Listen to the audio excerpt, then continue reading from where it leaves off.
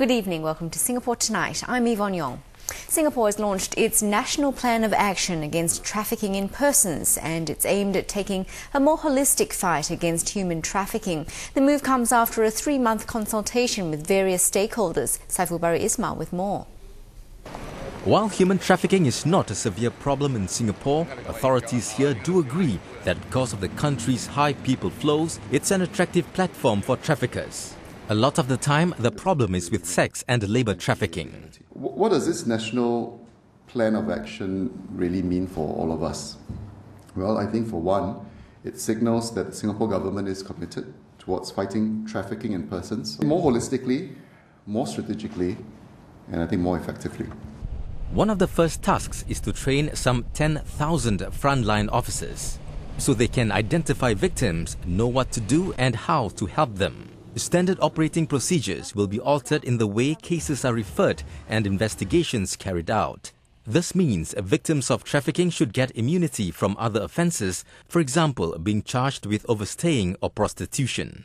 So that the people who are trafficked get the message very, very clearly that they're not being treated mainly as violators of Singapore law, but as people who deserve support and help.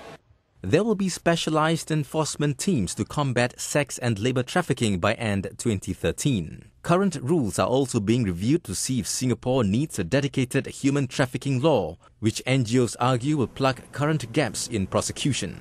Authorities will also adopt a more victim-centric approach and enhance care services. This victim of trafficking, they are a person, a human. They are someone's sister, someone's daughter, someone's mother. They are supporting somebody back home. They have a family to support. So every month of delay is a month too long for them. NGO said education is key.